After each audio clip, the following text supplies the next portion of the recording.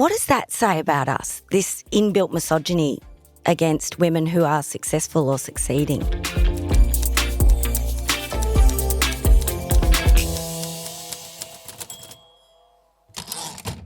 Hello, everyone, and welcome to The Moment. I'm very excited because I have a special guest that I've wanted to meet and talk to for quite some time. She's been killing it in all fields of media over the last few years. Former editor at Mamma Mia. She's a novelist, a screenwriter, and now a podcaster. Was previously a podcaster before this, but this is her very own, driven by her. It's called The Pile-On, and it is one of the most riveting podcasts I've listened to in the last little while. It's super impressive and really interesting, and speaking of the moment, it captures the moment that we are in right now, where so many conversations around cancel culture are happening and internet pile-ons are happening, and the left and the right are feuding, and there are a lot of victims in the midst of that. So I am just so excited to speak to you, Clare Stephens. Hello.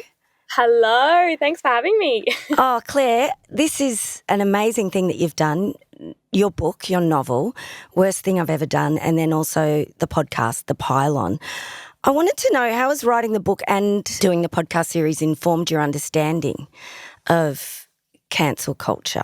I think when I started to write the book, which was a few years ago now, and I had kind of, through virtue of working in the media, had all these little experiences where there would be someone who was just being pilloried in headlines or gossip sites or by people with big profiles on the internet, and I would know them or be sitting next to them, or I would have very few degrees of separation where I knew that there was context missing from the broader story and that they weren't doing okay and that they just simply weren't the monster that was being put out there.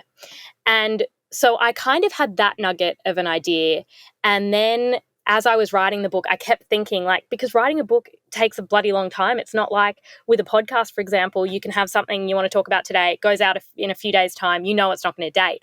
Yeah. Whereas as I was writing, I was like, oh, this moment could pass. Maybe we'll all, get over this culture and we'll learn to be more civil, and then this book will be kind of redundant.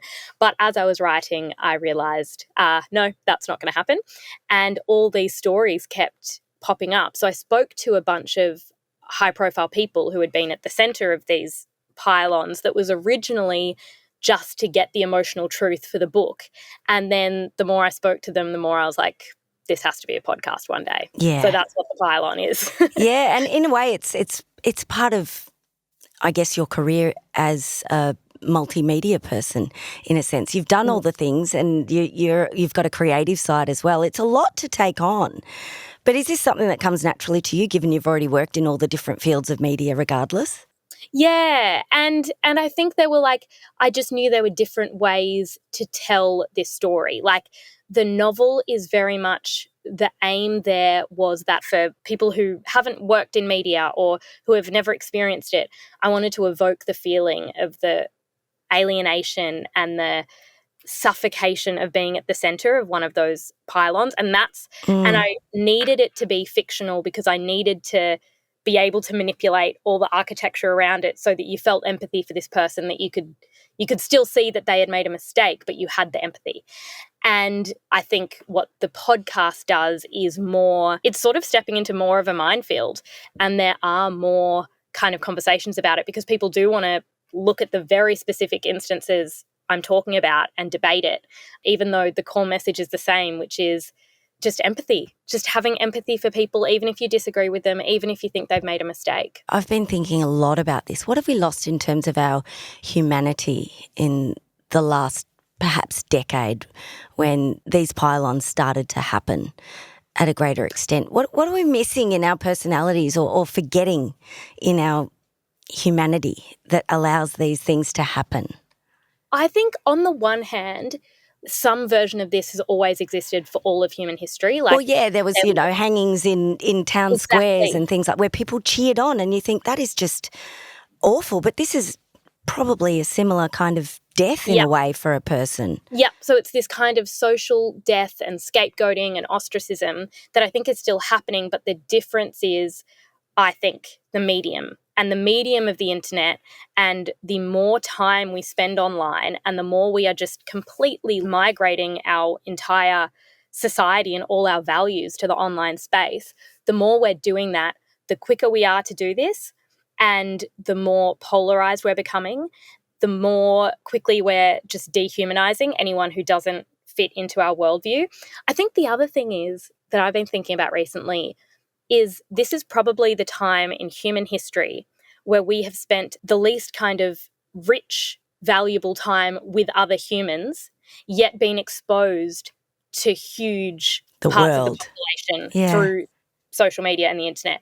So we are in real life being exposed to less opinions, less lived experiences that challenge us. And then we're just seeing them online, and it's really easy to dismiss them when it's just a surface level impression. And psychologists have known for a very long time that the way to enhance social cohesion and to beat stigma is contact. That as soon as it goes for anything, racism, sexism, if you spend time with that person that you are stigmatizing, that's what alleviates it. That And I don't changes. think we're doing it that much. No, we're not. You're right. And yet we're so incredibly connected. It's a precarious time, I think, at the moment. But I see especially from the guests that you've got on your podcast thus far, it's been women. Mm-hmm. They seem to be the big victims of these pylons. And I think there's something else at play here, because I'm sure that men in public positions previously where they did something wrong, they would have been criticised by their community, their small community, or their work community, but it only went that far. Whereas now, when there is a cancellation as such or a pylon, it goes global and it stays, your history is online forever. Yeah. But there's more women suffering because of that, because our judgment of women is far harsher than that of men. I mean, think about Louis C.K. He was cancelled, and for all probably the right reasons. And yet here he is back doing a tour and embracing his cancellation. So what does that say about us, this inbuilt misogyny against women who are successful or succeeding? I think that there's a massive double standard, and I think there are a few different reasons for it. I think one is the way women have been, the way we've all been socialised and the way we've been socialised to see women is that they are more virtuous, they are good, they are selfless, they are caring, they are always making the moral action. A lot of women in business will say, a woman in business can't just have a successful business, she needs to have a philanthropic arm. Whereas a man does not even need to think about that. And on the one hand, it's something I love about women. I love how there are women who are always thinking in a selfless way. Like, it's something that I genuinely think is very, very special. But I think it is a stick to beat us with. And so because our ideas of what it takes to be a good woman is so narrow and the standards are so high, it's really easy to beat us down and to say that we don't fit it. I also think it's a little bit of the fact that feminism is such recent history that we're still fighting for so much and we're still practicing it in real time, and we do it a little bit via individual women. And I know I'm guilty of it. I will see a woman and think, yeah, but what does that woman and her choices say about me? And it's like, maybe it says nothing about you. Yeah. Maybe she's just... And that is a bloody hard thing to do. And you've got to check yourself and say, well, maybe their opinion doesn't affect me if I'm living my life the way I choose to. I don't need to have an opinion on on that. I just see it, though, with so many women who stand up for themselves online and who are confident.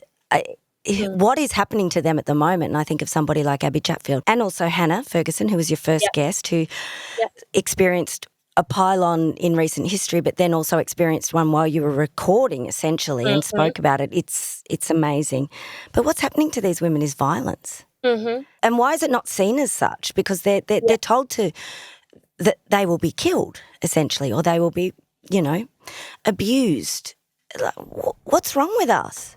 Yeah, there's a huge irony, I think, that often the things... I mean, there's several factors at play, and sometimes it is, right-wing conservative people who are coming after women like that, but sometimes it's the left. And what's interesting is that often it's people fighting for justice, empathy, and equality, and they're fighting for those values by picking on women, like disproportionately, and you think, oh, that's kind of a massive double standard if that's Totally. what you're arguing for. What do we do about this, Claire? Like, what's the solution here? Do you, having waded in this pool for so long now, especially with writing the novel, do you have any idea of what we can do to make this a better, easier world for people who share thoughts that other people don't agree with? It's as simple as that. What do we do? I think the biggest thing, and what I tried to explore in the novel, was that I think the only thing we can do is try to remember that everyone we're interacting with has a deep, rich life that is just as complex as our own, and they are a massive vulnerabilities just like we are. And the people we see online are not avatars. They're not these ideological symbols that if we destroy them, then we're really fighting for something. They're just people. And I think we're reminded of that every now and then when something horrific happens, when there are those examples of a person who is bullied so viciously online that they take their own life. We seem to be able to have a bit of a reckoning, and then we forget almost immediately. I'm seeing it now. There are guests I've had on the pylon who have come on and said, I was thinking about taking my own life. I was in the worst mental headspace I'd ever been in. And there are still people who are like, yeah, but why won't you take accountability? And it's like, oh my God, just leave it. Just there has to be a point where we accept that an argument's been made, you've been heard, but you have to let people evolve and move on and not be living in the shadow of a transgression that is often subjective, the stakes of which aren't particularly high, especially if you compare it to men who we grant the right to have a public life. There are men, you would know there are men in media who have been found guilty of crimes, and they go on to have front-facing roles in media. And yet if a woman has stepped a toe out of line at some point, we love to just bring it back to that every time. It never goes away, does it? It sticks, and that's the bit that doesn't allow that individual any kind of, you're right, growth and any kind of understanding or any kind of nuance either. It's a flattening of women. It's like the crowd are saying, we want you to be this nothingness. And we want you to disappear. And I often say to people, and I've said it to people in real life, when I can kind of hear this tone of contempt that you have towards people you disagree with or that you have seen from a distance and have a lot of judgments about, I've said, like, go and have a coffee with that person. I promise that if you go and sit opposite that person, you will not think that they are a monster, because it is very, very, very hard to have a conversation with someone and not see all the similarities and not see their humanity. So I think that's the biggest thing as well, is actually trying to form deep connections in the real world, and that is what challenges our worldviews, because we all have people in our families, in our friendship circle who disagree with us, and probably people that we laugh about and think, oh my God, if they had a social media profile, they would be cancelled immediately because like they just don't think before they speak or whatever. And we allow grace for them because we love them. Yeah. So I think it's just extending that and being able to have debates and disagreements without it descending into contempt and total disregard for somebody's mental well-being. Yeah. And I think the worst thing is it dissuades people who are very capable and have huge potential from actually following what they are capable of doing in the future. Someone like Hannah. And for those who aren't familiar with Hannah, she runs Cheek Media and she also has aspirations for a political life, and very legitimately so. She's a very well-educated woman who could do that very, very easily. Big Small Talk, of course, is the podcast that she does each week as well. She's not going to do it because of what's happening to her, and that makes me so sad. But I get why. Does this mean we're only going to be left with people who are completely deluded, like, say, your Donald Trump figures, who just pretends like nothing's real? Yeah, people who are shameless, like people who have an inability to be publicly shamed. And that's my worry too, that what I found doing the pylon and when I contacted all sorts of people in media to have these conversations is that these pylons disproportionately impact minorities, women, people of color, people in the disability community, because we again have this idea that if you have any kind of political identity, which you haven't chosen, it just is who you are, that there's this altruism and there's this very strict moral code that you must abide by. And because our standards are so high and the punishment is so vicious, a lot of those people just opt out of public life. And then we end up with a really homogenized media, which is what we've always had. Like we've had that for thousands of years. And it's a shame that even if you think about women, that it's only in the last 50 years that women have started to occupy, roles in politics and roles in media. And we're shouting them out of the arena. Well, even you hear from people of diverse backgrounds going to work within the media, they haven't got the energy to deal with the bullshit that is thrown at them on so many levels. And you can see why they opt out. Absolutely. Yep. It's infuriating. It's like we will reap what we sow in that regard, and our leaders will be just terrifyingly deluded because they can cope, and our workplaces, again, will be just completely bland. Yep, and you think about, like, I know so many formidable women, none of them would go into politics. No. Because the cost would be too great for their personal lives, for their families.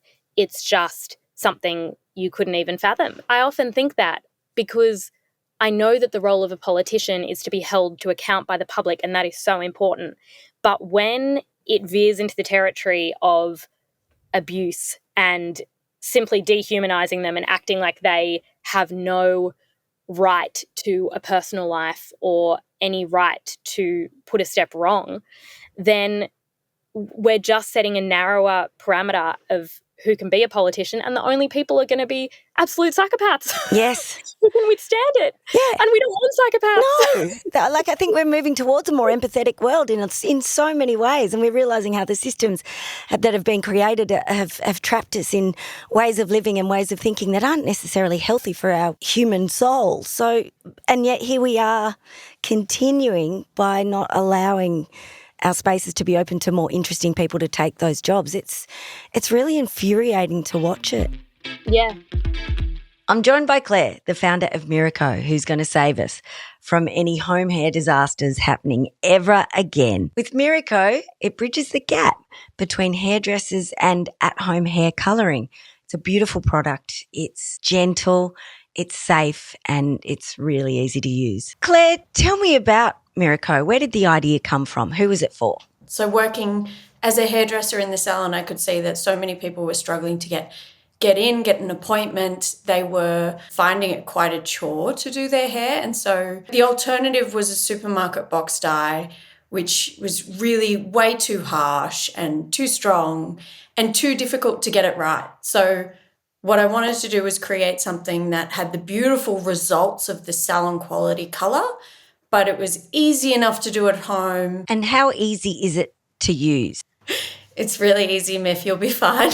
Oh, good, because I'm not good with instructions, and I also have a bad history with doing home hair from the boxes, and, it never worked out well for me. Yeah, it'll be pretty easy for you, I think. Good. I'm glad. Thanks so much, Claire, from Miiroko. I used Miiroko on my hair and I loved it. A beautiful dark chocolate colour for me. And as a fan of the moment, you can pick up your hair colour with a 15% discount with the code MYF15, that's MYF15, at Miiroko.com. Claire, you personally would have experienced it, I'm sure. I don't know of anything specific for you, but being in the media, you would have copped some stuff. How has it affected you and the way you do what you do?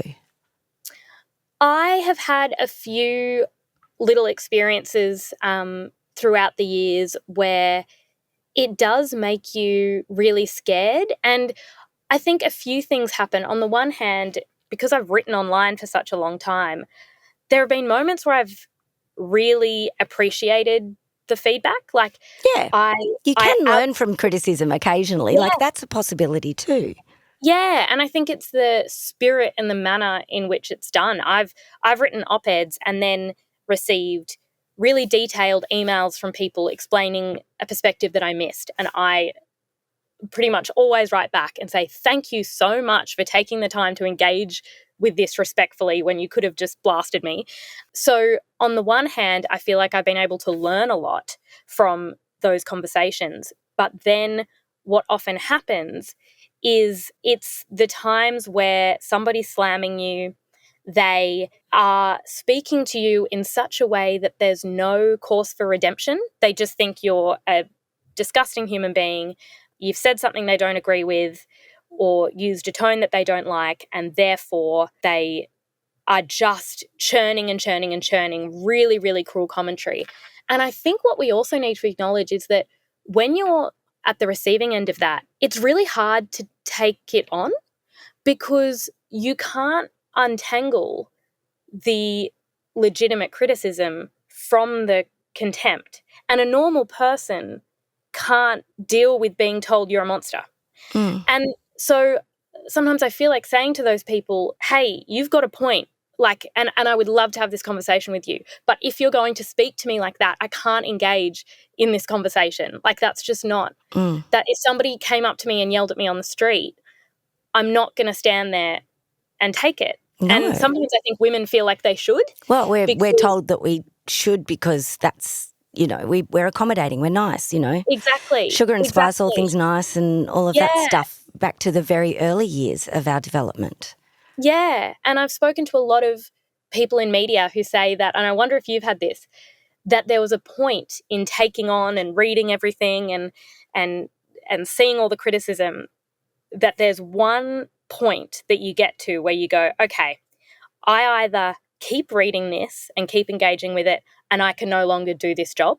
I have to actually just move on, or I need to block this out and keep going forward knowing that I get important feedback from people I trust and I simply cannot take on countless people who hate me. That's just not something I can live with. So I think that's been a big thing for a lot of people who do anything publicly, whether it's podcasting or writing or radio or TV.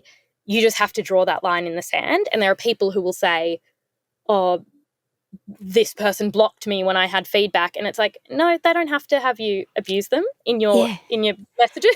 No, and this is the one I love is when people go, they keep deleting my comments. It's so unacceptable. And I'm like, that's not your page. That's their page. Actually, that's real estate. They can do what they fucking want on their page. You come to their page and you're rude, they have every right to kick you out. Yeah. You come on and be obstructionist or difficult, out.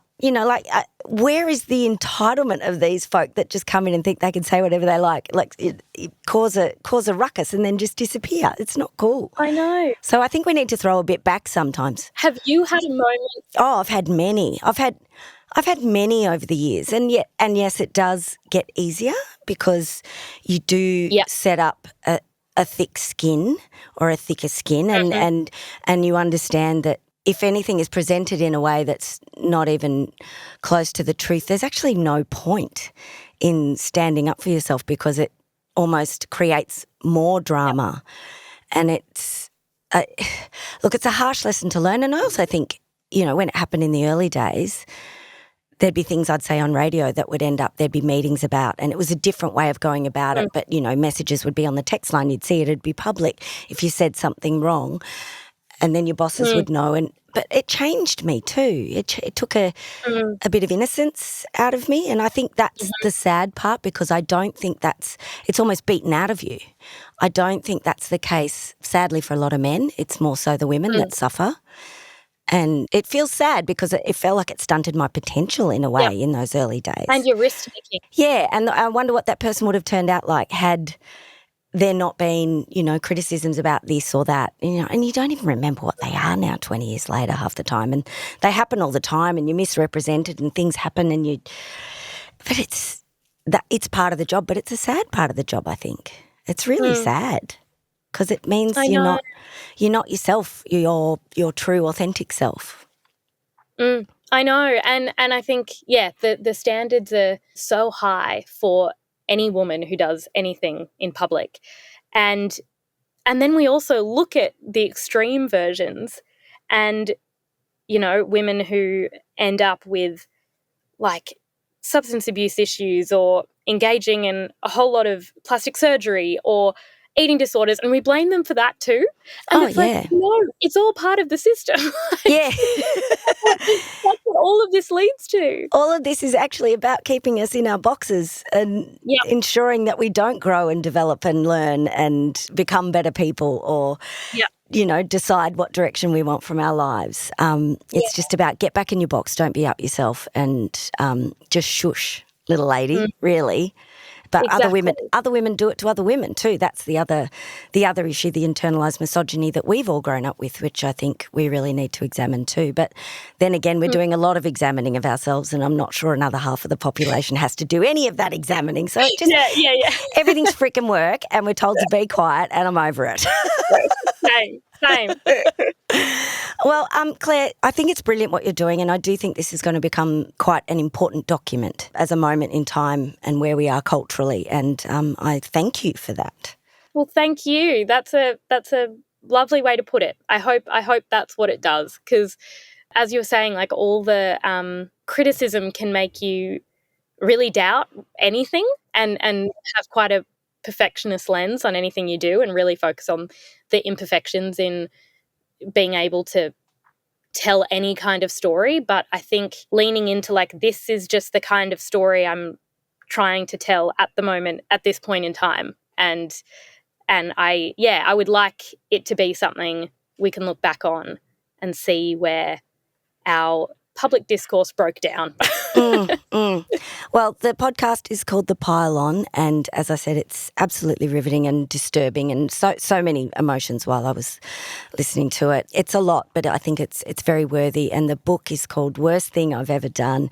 Is there anything you can't do, Clare Stephens? Tell me, because quite frankly, this is ridiculous at this point. You've got a creative brain, you've got an analytical brain, you're a great broadcaster. Pretty much everything. I mean, over the weekend I was at Brisbane Writers Festival and I brought my toddler along thinking that would be a good idea. We learned that once. I chatted to one woman who's like, oh yeah, you only do that once and then you realise it's impossible. So I feel like I'm very much failing at the trying to be a parent and trying to work balance. But you know what? We live and learn. Exactly. Well, you're doing pretty well in my book, so thank you for your time. I appreciate it. And also, just let's note, you are recording in the library, the local library. Support our local libraries because they are the best, and I'm really glad you're doing that. Yes, thank you. Clare Stephens, thank you so much. Thanks for having me.